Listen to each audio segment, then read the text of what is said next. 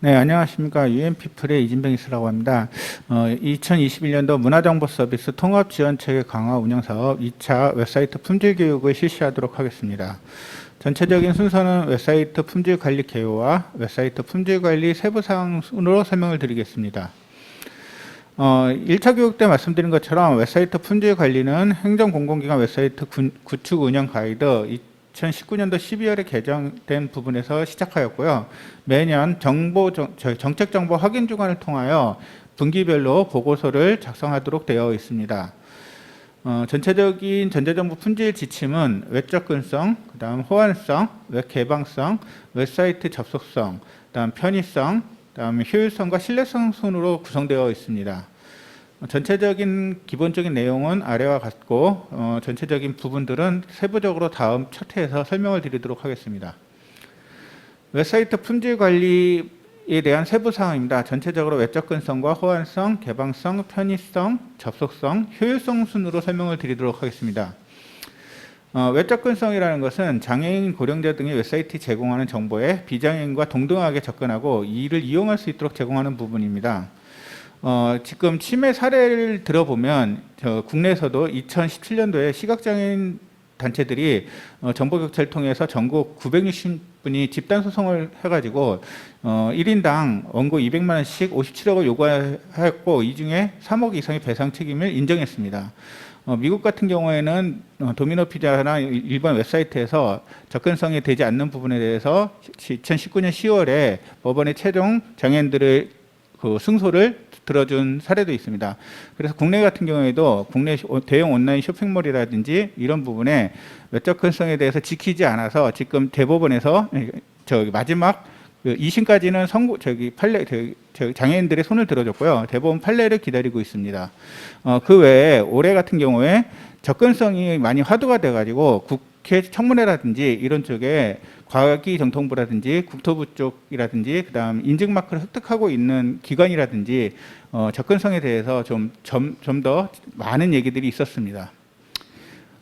웹접근성의 심사는 저희가 연초에 설명드렸다시피 그 인식의 효율성부터 4가지 단계로 100점 만점을 구성하고 그 외에 이제 조금 변경된 사항이 있었습니다. 저희가 올해까지는 인증 마크를 가지고 있는 사이트에 대해서 가점을 2점을 주게 되어 있었는데 올해 하반기에 이 가점 부분이 빠지게 됐습니다. 그다음 그 자막을 제공하는 부분에서도 가점이 수화나 원고를 둘 중 제공하면 가점이 2점에서 이게 하나만 제공하는 부분은 1점 가점으로 바뀌었습니다. 다음 명도 대비 같은 경우에 메타포스 진단 같은 경우에 기존에 명도 대비를 준수하지 않아도 문제가 없었는데 이런 부분들이 강화되어서 접근성의 부분이 좀 많이 강조되었습니다. 그래서 저희가 기본적인 부분들에 대한 설명은 인식의 제국성서부터 순서대로 설명을 드리고자 하는데 기본적인 내용들만 설명을 드리고 전체적인 내용을 다 설명드리기에는 시간적인 부족함이 있어서 간략적인 설명만 드리려고 합니다. 대신 이 자료를 활용해서 향후 웹사이트를 관리하시라고 저희가 교육 자료를 좀 방대하게 좀 넣어드렸습니다. 그래서 그 점 인식하시고 저희가 설명을 다 하지 못하는 부분에 대해서는 교육 자료를 참고하시면 되겠습니다. 그래서 인식의 제국성에서는 크게 3가지 부분으로 나눠져 있는데요. 대체 텍스트 부분, 멀티미디어 제공 부분, 명료성 부분으로 이렇게 나눠져 있습니다. 첫 번째 그 인식의 제국성의 적절한 대체 텍스트 부분인데요. 이 부분에 대해서는 지금 나와 있는 기준 한 10가지를 준수하라고 보시면 됩니다. 그래서 이미지에 대해서 알트 값을 제대로 줬거나 그다음 동등하게 제공하지 않았을 경우에 모든 부분의 오류로 보고 있고요.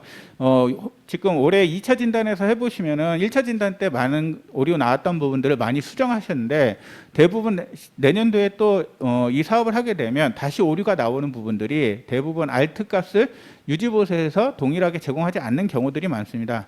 그래서 알트 값에 대한 이미지에 대한 알트 값을 동일하게 제공해 주는 부분입니다.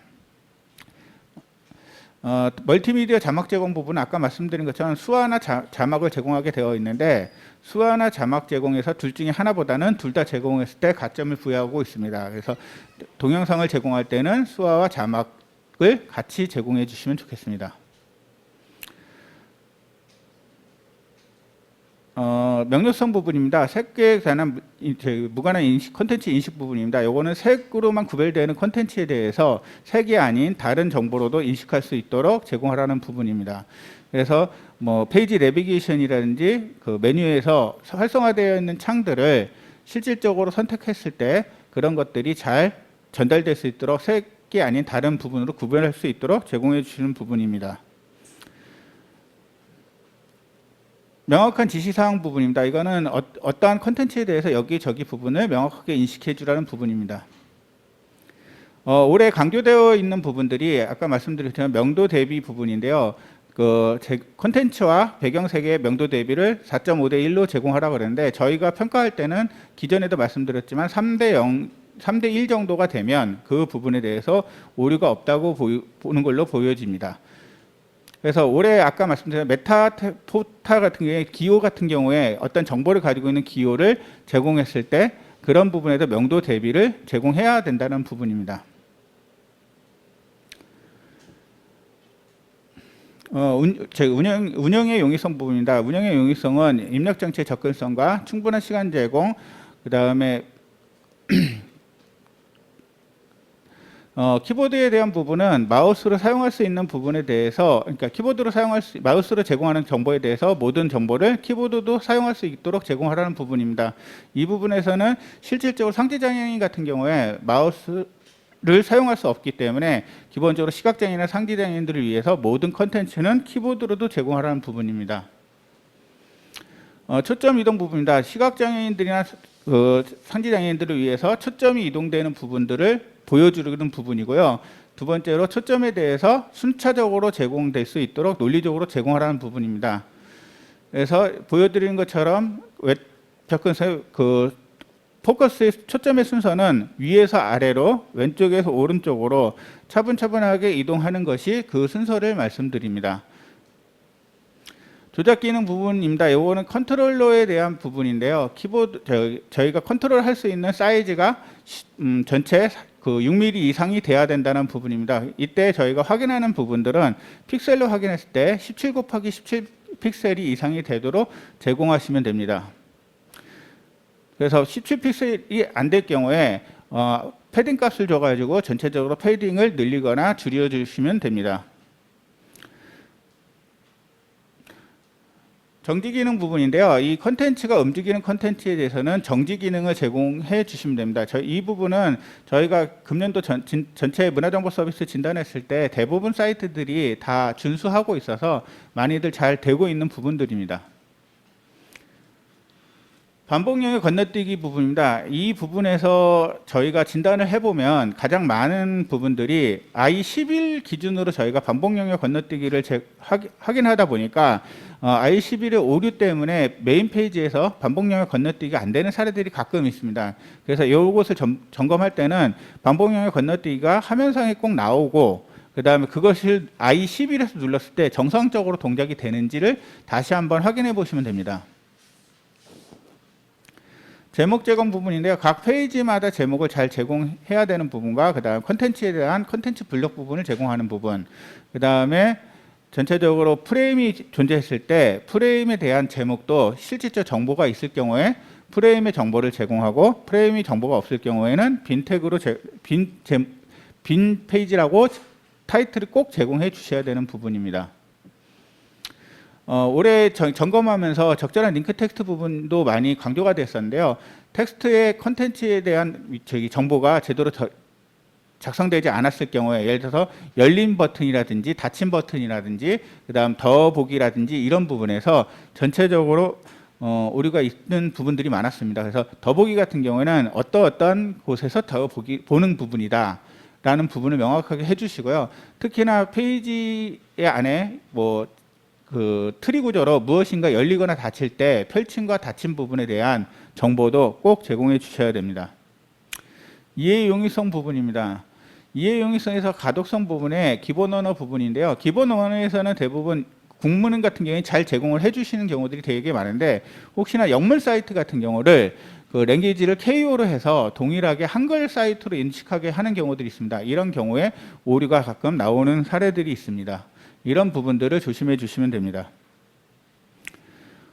예측 가능 부분인데요. 요거는 대부분 사용자의 요구에 따른 실행이라 해서 저희가 메인 창에 팝업을 띄우거나 이런 것을 금지하는 부분입니다. 메인 창에 팝업을 띄우고자 할 경우에는 전체적으로 모든 포커스가 제일 먼저 가게끔 해주시고 그 부분에서 제일 먼저 닫을 수 있게 해주시면은 팝업을 띄워도 상관이 없는데 그 외에는 팝업존이나 이런 것을 활용해서 사용하시고 새 창이 열리는 부분들이 있을 경우에 타겟 블랭크라든지 아니면 타이틀에 새 창 알림을 꼭 해서 전체적으로 새 창의 알림을 해주시면 됩니다.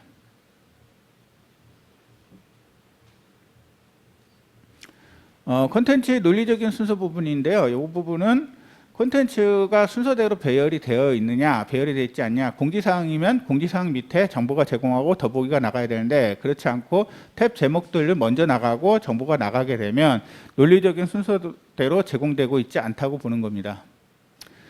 표의 구성에서 올해 같은 경우에 가장 많이 나오는 게 HTML5를 사용하고 있는데 HTML5에서 대부분의 표를 캡션과 썸머리로 제공하는 경우인데 HTML5에서는 썸머리 속성이 없기 때문에 캡션 안에 표의 제목과 표의 구성을 다 작성해 주시면 됩니다. 이때 비지빌리티 히든이라든지 디스플레이 논 속성을 사용하게 되면 기본적으로 시각장애인 센서 리드에서 읽어줄 수 없기 때문에 대체 텍스트라든지 표의 제목이라든지 이런 부분들을 제공할 때, 네이블을 제공할 때도 마찬가지고 이럴 경우에는 비지빌리티 히든이라든지 디스플레이 롬 같은 경우를 사용하지 않으시면 됩니다. 네이블 부분입니다. 네이블은 아까 말씀드렸지만 아이디하고 펄을 연결해 시켜주시면 되고요. 그렇지 못할 경우에 타이틀로 제공하게 되는데 만약에 타이틀로 제공할 때 디스플레이 론이나 비지빌리티 히든을 같이 사용하시면 안 됩니다. 오류 정정 부분입니다. 오류 정정에서도 가끔 오류들이 많이 나오고 있는데요. 입력 서식을 입력하고 확인을 눌렀을 때 전체적으로 페이지에 대해서 오류의 메시지를 알려주고 그 페이지로 포커스가 이동해야 되는데 대부분 포커스는 이동하지 않고 알림 창만 띄우는 경우들이 가끔 있습니다. 그런 경우에 오류들이 많이 나오고 있습니다. 경고성 부분입니다. 경고성에서는 문법에 대한 부분에서 전에 말씀드렸지만 웹표준에 준수하는 태그의 열림과 닫힘, 더블 아이디라든지 더블 속성을 사용하는 부분들을 오류로 보고 있습니다. 그런 부분들을 조심해 주시면 되겠습니다. 올해 호환성 지침이 많이 바뀌었습니다. 저희가 올해까지는 지금 6개 항목으로 아마 점검을 했는데 내년부터는 호환성 항목이 9개로 좀 바뀌었습니다. 그래서 전체적으로 9개 부분의 항목에서 보시면은 기존에 있던 것들이 이렇게 찢어졌다고 보시면 됩니다. 특히나 달라진 부분이 뭐냐면은 XHTML 문법 준수 여부 부분, 웹표준의 문법 준수 부분에서 기존에는 50점이었던 게 53점으로 바뀌었습니다. 내년도에 평가를 하게 되면 아마 이 부분은 9개 항목으로 평가될 건데요. 그래서 XHTML 문법 준수 부분, 그 다음에 최신 웹표준 적용 부분, CSS 표준 부분, 그 다음에 기존에 있었는데 잠깐 없어졌던 문자 부호 준수 부분이 들어간대요. 이것은 뭐냐면요. UTF-8 부분입니다. UTF-8로 정보를 제공했느냐 안 했느냐. 그 다음에 제어 기능 표준이라고 해서 기존에 CSS 호환성에서 점검을 했던 웹페이지를 들어갔을 때 DOM 스크립트 오류가 나냐 안 나냐는 부분을 정확하게 제어가 되고 있느냐라는 부분으로 들어갔고요. 그 다음에 기존에 있던 비표준 기술 제거 부분도 웹표준 문법 쪽으로 올라가서 전체적으로 웹표준 문법 준수 부분이 55점이 됐고 그 외에 표준 문법 CSS 준수 여부 이 부분은 이제 대부분 호환성 부분인데요. 이 부분에서 기능의 호환성 부분이 20점이 들어갔고 그다음 브라우저 오류 및 경고 조치가 5점인데요. 이 브라우저 오류 및 경고 조치라는 거는 앞에서 제어 기능에서는 웹사이트를 방문했을 때 도움 오류를 말하는 거고요. 브라우저 및 경고 조치라는 거는 내가 어떤 기능을 눌렀을 때 발생하는 오류를 말하는 겁니다. 그러니까 버튼이 동작하지 않는다든지 아니면 버튼 눌렀을 때 스크립트 오류가 난다든지 이런 것들에 대한 감점입니다. 다음 화면의 호환성 부분은 기존과 동일하게 화면상의 웹 호환성이 전체적으로 준수되고 있거나 준수되지 않았거나를 보는 부분입니다. 그래서 올해 그 9월에 이 부분들이 개정이 돼서 내년도 평가에는 이 기준으로 평가를 하기 때문에 바뀐 지침에 대해서 정확하게 이해하시고 계셨으면 하는 부분입니다. 그래서 전체적인 설명은 아까 말씀드린 것처럼 표준 문법 준수 부분에서 31점 배점이 있는데 기존에 그 문법 준수 부분이 30점, 그 다음에 HTML5를 적용했냐 적용하지 않았냐 최신 기술 부분이 1점. 근데 특이한 점이 이 부분에서 페이지당 점수로 0.1점씩 바뀌었습니다. 그래서 점검 페이지는 예를 들어서 10페이지면 0.1점씩 점수를 부여하게 되어 있고요.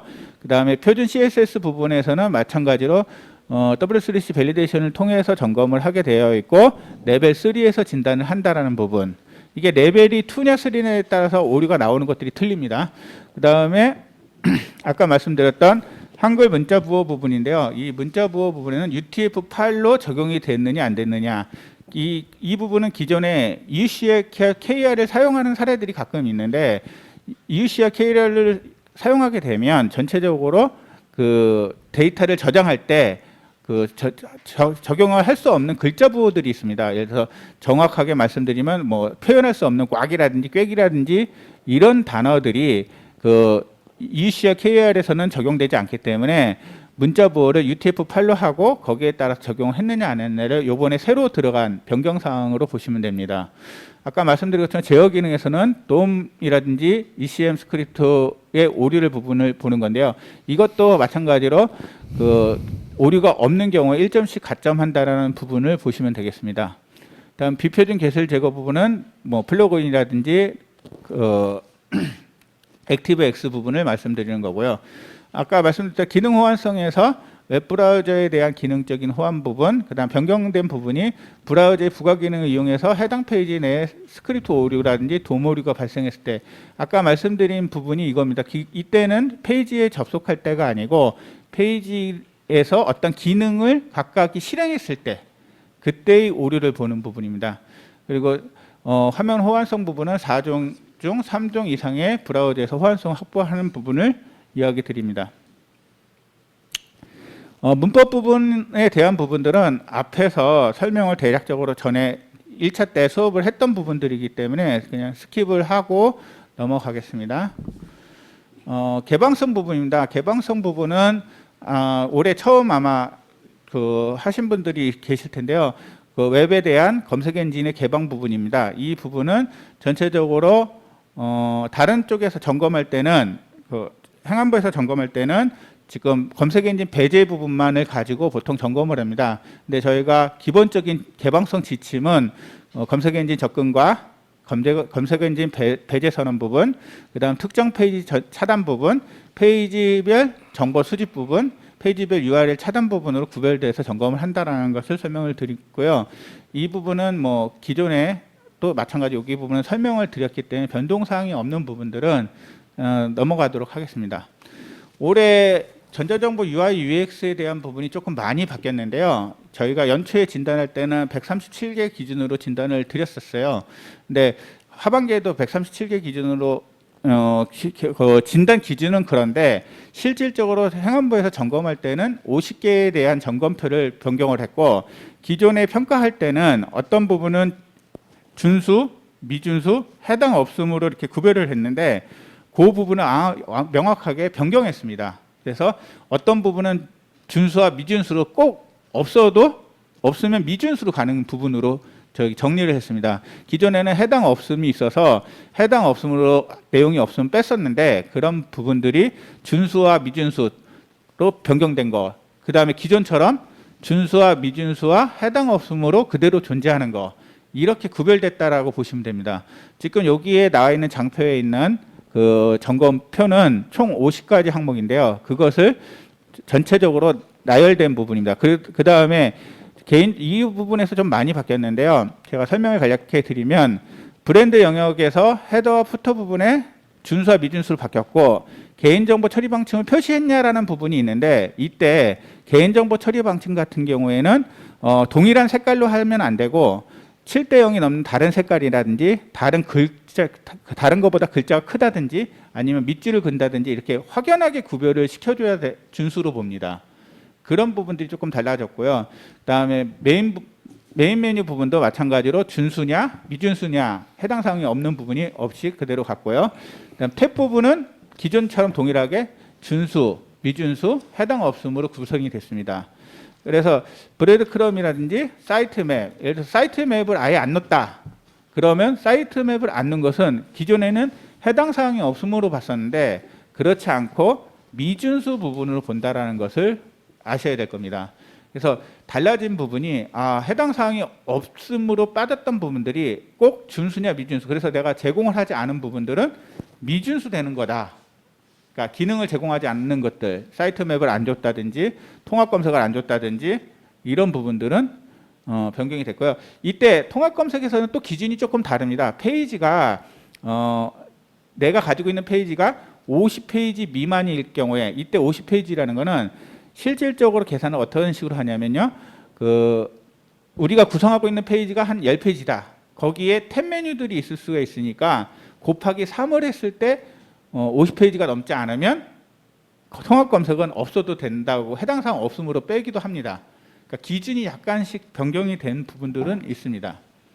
결제 부분도 마찬가지, 콘텐츠 부분이나 회원 부분은 기존과 동일하게 준수와 미준수, 해당 없음으로 구별하시면 됩니다. 다음 회원도 마찬가지고 신청 조회 발급도 마찬가지로 동일하게 제공하고 있습니다. 다른 부분이 기타 지원 부분에서 마찬가지로 해당 없음이 없고 준수와 미준수만을 구별되는데요. 이때 중요한 부분이 직원 검색 부분. 많은 사이트에서 직원 검색을 누락하고 안 넣는 경우들이 있는데 이럴 경우에 아예 이제 해당 사항이 없음이 아니고 미준수가 된다는 부분. 그다음 도움말 찾기 부분도 없는 경우들이 가끔 있는데 이런 부분들도 미준수로 본다는 부분입니다. 그래서 상반기까지는 준수와 미준수 해당 사항 없음으로만 구별됐던 게 올해 하반기에 변경된 부분이 준수와 미준수로 바뀌었다는 부분들을 꼭 확인하셔야 될 내용입니다. 이 앞에 있는 주요 진단 항목들은 기존에 다 설명을 상반기 때 했던 부분들이라 특별하게 다시 설명을 드리지는 않겠습니다. 최적화 접속성 부분인데요. 접속성은 올해 저희가 처음 진단을 해보면서 이게 많은 사이트들에서 아직까지 준수되지 않는 부분들인데요.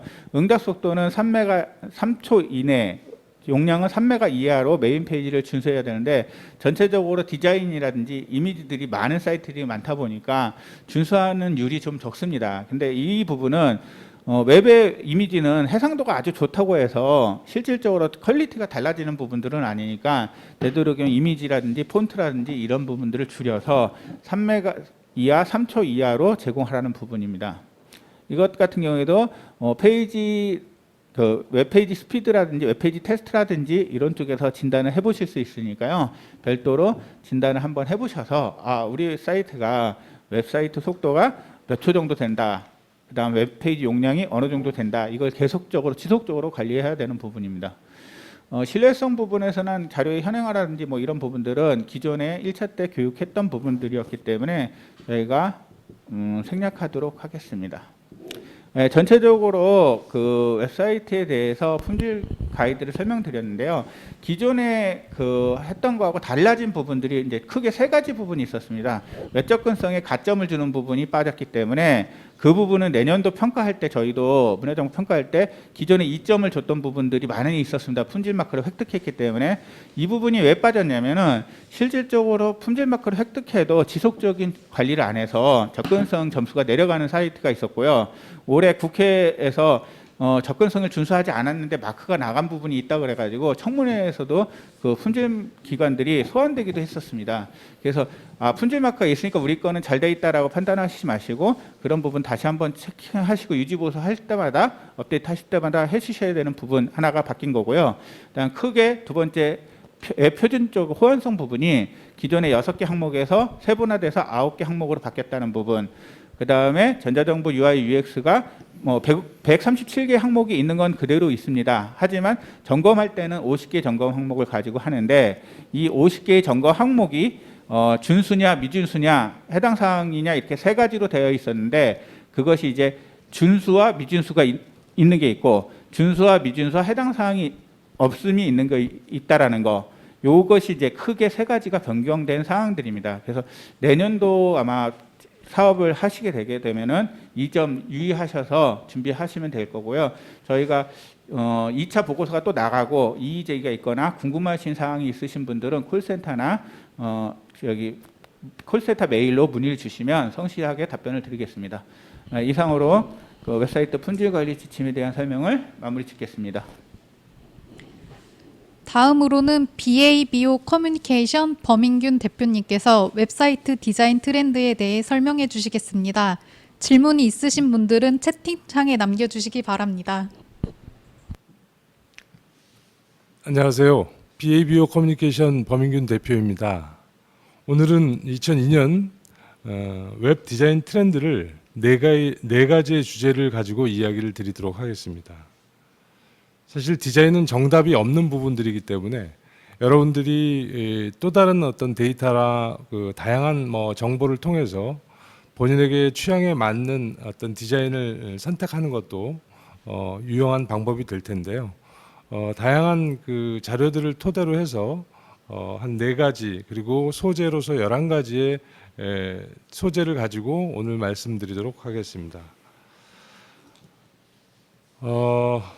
우선 4가지의 그 챕터를 가지고 나누었는데요. 첫 번째, 기능이 디자인인지 디자인이 기능인지라는 컨셉과, 두 번째, 변화하는 기술 혁신과 거기에 따른 지구 환경에 대응하는 디자인들, 세 번째는 사진을 벗어나서 동영상으로 발전을 해왔는데 사실 그 유튜브가 다시 틱톡으로 발전해 나가는 이런 과정, 여기에 디자인은 어떤 역할을 하고 있는지, 그리고 네 번째, 이제 거스를 수 없는 대세가 되는 3D 쪽, 시청 촉각으로의 이제 진화가 되는 메타버스로 올라타라라는 주제로 이야기를 나눠보도록 하겠습니다. 먼저 첫 번째 챕터, 기능이 디자인인지 디자인이 기능인지의 첫 번째 부분들이 로컬 SEO라고 하는 검색 엔진 최적화입니다. 여러분들은 지금 보여지고 있는 이 사이트가 아름답게 느껴지십니까? 어떤 사람에게는 아름다울 수 있는 부분들이고 어떤 사람들에게는 그저 그런 사이트 중에 하나라고 보여지겠지만, 이제는 오토 서비스들이 일반화되었습니다. 어떤 사람에게서는 심미적인 아름다움조차도 어떤 기능이 되어서 하나의 영역으로 자리 잡은 지가 오래됐고요. 반대로 이제 사람들은 편리한 것을 아름답다고 생각하는 경향을 가지고 있습니다. 나이, 시간, 그런 등의 취향을 감안하여서 자리를 추천하거나 장소를 추천해주는 이런 기능들은 이제 일반 우리 일상에서 없어서는 안 된 편리한 기능인데 이것을 디자인이라고 생각을 합니다. 두 번째, 같은 개념에서의 음성 검색의 최적화입니다. 다양하게 지금도 여러분들 사용하고 계실 텐데요. 이 최적화, 음성 검색을 최적화한 이 기능성 디자인은 우리에게 편리함뿐만 아니라 안전함까지 가져다 주는 아주 중요한 디자인입니다. 그래서 이쪽 부분들이 앞으로도 이런 최적화된 부분들이 앞으로도 디자인의 어떤 트렌드로 진행이 될 예정이고요. 그리고 다음, 일찌감치 대두되어 있지만 모바일에 최적화되어 있는 디자인. 여러분 정말 샘플로 많이 쓰고 계시는 모바일 네이버를 들어가 보시면 오른손 검지를 위해서 만들어진 UI, UX들을 보실 수 있을 겁니다. 네이버는 우리 생활에 밀접한 포털이 되었습니다. 부정할래야 부정할 수 없는. 국민의 대부분의 모바일들을 통해서 네이버를 접속하고 있고요. 일상생활 정보와 비즈니스를 연결하고 있습니다. 우리의 이제 생활은 PC에서 모바일로 넘어온 지 오래됐습니다. 예전에 애플의 잡스가 말했듯이 우리의 한 손에 대형 PC를 들고 다니는 지 이미 오래되었습니다. 앞으로 모바일을 넘어서 생체 공학을 이용한 커넥트 시대에는 지금의 이런 UI나 UX가 많이 촌스러워질 것입니다.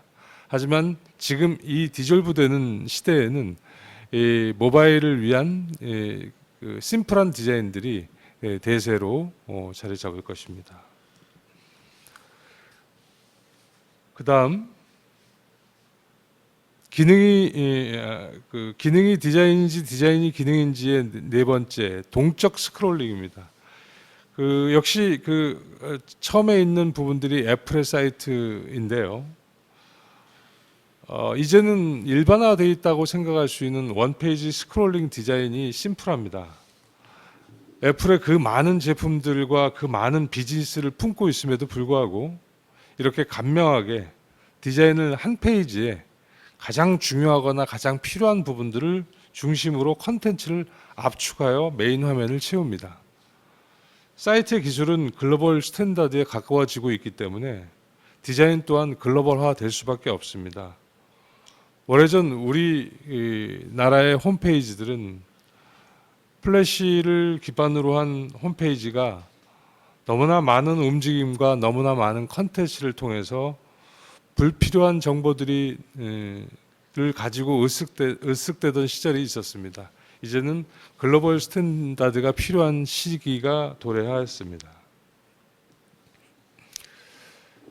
다음은 마지막으로 접근성입니다. 예전에는 이 접근성이 실질적으로 우리 장애인이나 아니면 일부 좀 일반적인 능력이 다른 사람들에 대한 어떤 차별을 좀 대응하기 위해서 만들어진 접근성이기도 합니다. 그래서 사람 대 사람으로서 처음 접근성의 용어는 그렇게 이제 기준이 마련이 되어 있는데요. 주로 시각장애인이라든가 그런 분들을 위한 대체 텍스트라든가 음성 서비스 등으로 발전했죠. 근데 두 번째, 이번 코로나 팬데믹 상황을 진행하면서 우리는 같은 일반적인 사람들의 모습에서도 커뮤니케이션이 필요하게 되었습니다.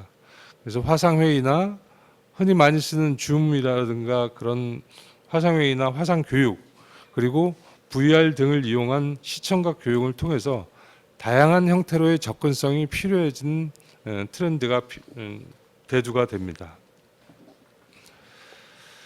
그렇게 변화하는 기능 혁신과 지구 환경에 대응하는 디자인의 마지막 부분들은 대담한 컬러입니다.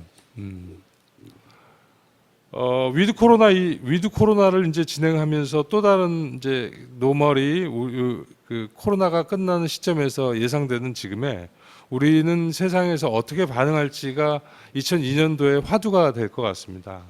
그래서 아마도 두 가지 현상이 도래할 것 같은데, 하나는 움츠렸던 심리적인 부분들이 더 강력한 감정의 표출로 강한 컬러나 컨텐츠나 이런 부분으로 표출이 되든지, 하나는 지친 심신을 치료를 위한 어떤 편안한 컨텐츠로의 발현일 거라고 예측을 합니다. 지금 제가 보여드린 것들은 어찌됐든 1차적으로 그동안 누그러져 있었던 감정과 이런 부분들이 대담한 컬러나 대담한 컨텐츠로 표현되는 그런 트렌드를 이제 2002년도에 나타나지 않을까라고 말씀을 드립니다. 그리고 이제 맞춤형 컨텐츠입니다. 이 부분들은 여러분들이 사이트를 만들거나 컨텐츠를 만들 때 예전에는 어떤 디바이스나 어떤 저기에도 똑같은 형태의 똑같은 내용의 컨텐츠를 만들어서 제공을 하곤 했었을 겁니다. 그것이 PC든 태블릿이든 모바일이든. 그러나 이제는 그 디바이스의 형태에 따른 컨텐츠도 중요하지만 소셜 네트워크, SNS를 통해서 나타나는 같은 컨텐츠라고 하더라도 어떤 경우는 컨텐츠로, 텍스트로, 어떤 경우는 이미지로, 어떤 경우는 이런 메시지로, 어떤 경우는 저런 메시지로 다양한 형태의 메시지를 전달하게 됩니다. 그것이 픽셀이라는 우리가 측정할 수 있는 값을 이용을 해서 더 좋은 컨텐츠면 시간이 지나도 그 자리에 냅두고 새로운 컨텐츠를 만들어서 두 개를 비교하면서 나가는 그런 형태의 그 맞춤형 컨텐츠가 우리 그 디자인의 가장 큰 트렌드로 또 대두가 될 예정입니다. 세 번째 다음 부분들은 이제 환경 디자인입니다. 계속해서 얘기가 나오고 있는 지구는 새로운 시대를 이제 맞이하고 얼마 남지 않았다는 지구의 온난화의 그 타임 시계를 이제 줄이기 위해서 공동의 노력이 이제 시작이 되었습니다. 이제는 그 지구 구명 운동을 위한 디자인들이 더 발현될 것이면 이것은 하나의 트렌드로 눈과 귀를 아주 강하게 자극을 할 것입니다.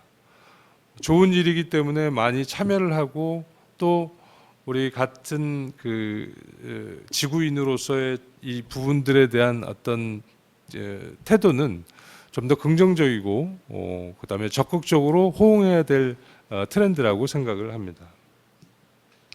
그 환경 디자인의 그 두 번째는 재생 쪽 부분들인데요. 재생, 재활용, 리터칭, 구제 이런 트렌드를 통해서 나타나는 현상은 시간이 지나서 하나의 사상이 어떤 이즘으로 자리매김될 것 같습니다. 모든 생활용품들을 지배하고 이를 벗어난 제품과 서비스는 촌스러운 느낌으로 감성에서 뒤로 밀리게 될 것이고요. 어쩌면 팬데믹 이후의 뉴 노멀이 가장 일반적인 트렌드로 자리 잡지 않을까 생각이 됩니다. 그 세 번째 부분들이 이제 사진을 벗어난 동영상의 아이러니 그 유튜브에서 틱톡으로라는 그 주제인데요. 우리는 그 홈페이지 특히나 이제 웹사이트를 만들 때 가장 기본이 되는 텍스트와 사진들을 중심으로 만들게 됩니다. 하지만 그 사진들이 어느 시기인가 그 메시지를 전달하는 임팩트에 있어서 그렇게 강하게 임팩트를 주지 못하는 부분들 때문에 그 그래픽과 이 혼용해서 쓰는 부분들이 점차 많아지고 있습니다. 이 부분들은 사진의 정보성하고 그래픽의 구체성이 만나서 그 전에도 있었지만 그 과감성이 공공이나 엄숙한 기관에서도 많이 침투되어 있습니다. MZ 세대들의 자유로움이나 그런 부분들로 그 기존의 그 엄숙함이 사그라들면서 이제 모든 생활에서의 메시지는 과감하면서 간결해지는 경향이 나타납니다. 이어서 동영상 챕터인데요. 이제는 사이트에서 동영상이 어떤 한 일부의 컨텐츠가 아니라 메인 디자인으로 자리 잡게 됩니다.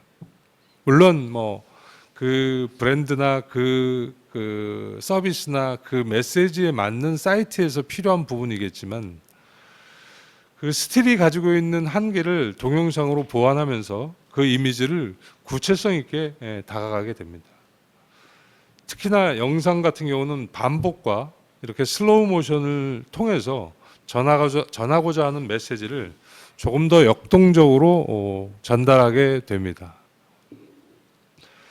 그 같은 동영상 부분들의 두 번째를 보게 되면 이제 그 동영상의 그 일반적인 그 필요성에서 사진의 한계를 떠나서 동영상으로 발전은 되었는데 아이러니하게도 그 동영상은 유튜브를 나왔고 그 유튜브는 다시 개인 미디어로 발전을 하게 됩니다. 하지만 한편에서는 동영상의 그 느슨함과 정보의 빽빽함, 그러니까 그런 부분에 질려서 짤이나 미미 생성이 되고 이제 MZ 세대들은 그들만의 소통 도구로 이런 영상을 활용하게 됩니다.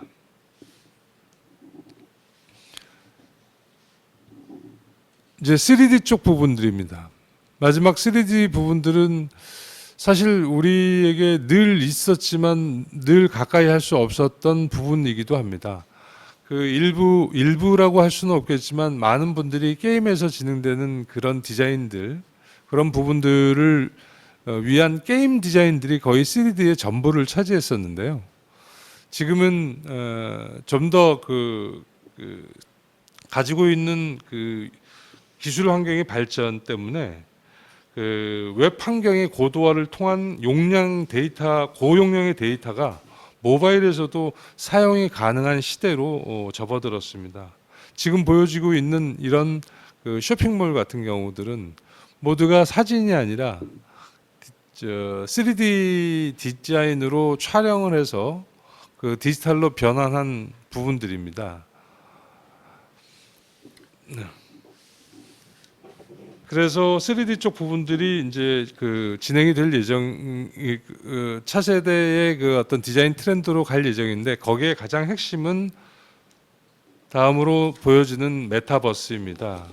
이 메타버스는 네 가지의 그 부분들로 정리가 되는데요. 하나는 증강현실, 또 하나는 라이프 프로깅, 그 다음에 가상세계, 겨울세계, 그 다음에 가상세계로 나눠집니다. 잘 아시는 분들은 많이 아시겠지만 증강현실은 오래전서부터 우리 옆에 있었었는데요. 현실의 이미지나 배경을 2D 또는 3D로 표현하는 가상의 이미지를 겹쳐 보이게 하면서 상호작용을 하는 환경을 말합니다.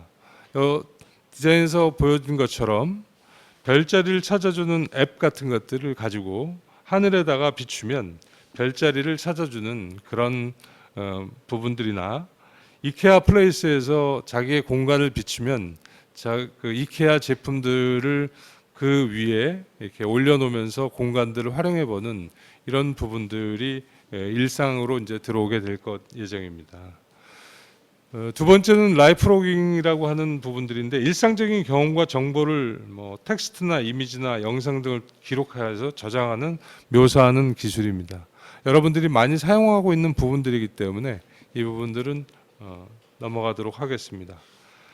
그다음에 세 번째, 거울 세계입니다. 미러 월드라고 하는 부분들인데, 우리가 흔히 쓰고 있는 이 맵들, 구글 어스에서 진행하고 있는 이런 그 모든 사진이나 이런 부분들이 우리에게 이제 일상화가 돼가고 있고, 거기에서 나오는 어떤 정보들이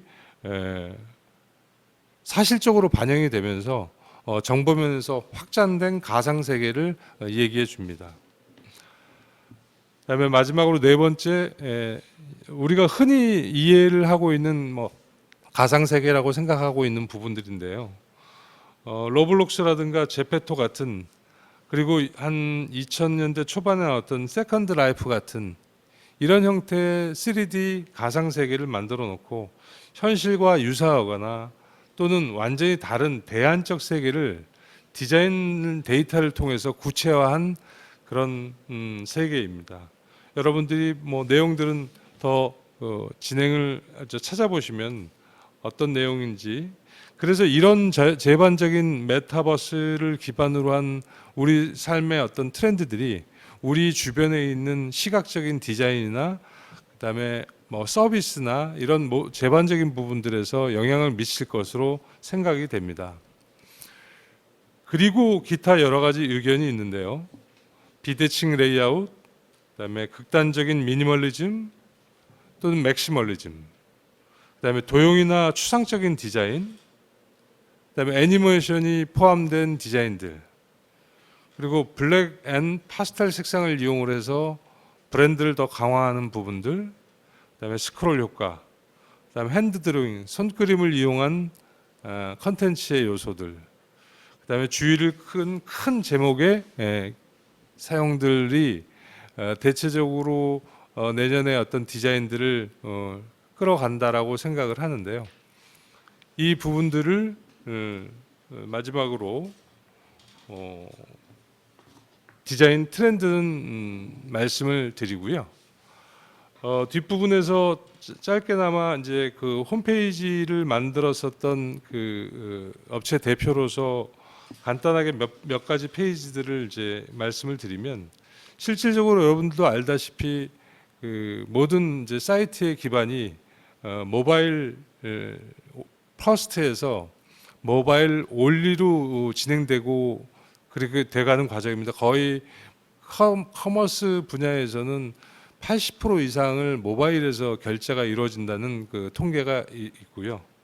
그래서 이런 부분들을 만들어 나갈 때 우리가 그 PC 물론 이제 일반 공공기관이라든가 일반 그 PC를 기반으로 한 정보 전달을 할 때는 PC가 주된 어떤 그 디바이스가 될 부분들이 필요하겠지만 많은 부분들의 그 부분적인 서비스라든가 부분적인 컨텐츠를 만들어낼 때는 이런 그 모바일을 중심으로 하는 컨텐츠 설계하는 부분들에 대한 생각을 가지고 있어야 될 거라고 사료가 돼서 디자인 뒷부분에다가 조금 넣어 보았습니다. 그래서 모바일 기반의 컨텐츠 및 최적화된 레이아웃 쉬프트 설계가 필요하고요. 컨텐츠 설계는 체계화된 사용자 분석을 통해서 고도화된 절차가 필요할 것 같습니다. 그리고 컨텐츠의 그 계층화를 통해서 다양한 디바이스 환경에 맞는 대응할 수 있는 최적의 정보 설계가 필요하다고 생각하고요. 그다음에 모바일이나 태블릿, PC 등 디바이스 사이즈에 최적화된 컨텐츠 레이아웃에 대한 설계는 가이드를 만드는 것들은 필수로 수립해야 될 내용이라고 생각이 됩니다. 이렇게 하여서 성공적인 프로젝트를 만들어내실 수 있으면 좋겠습니다. 트렌드와 더불어서 그 모바일을 중심으로 한 컨텐츠 설계 부분들을 간략하게 살펴보았는데요. 여러분들이 진행하고 있는 컨텐츠에 조금이나마 도움이 되었으면 좋겠습니다. 감사합니다.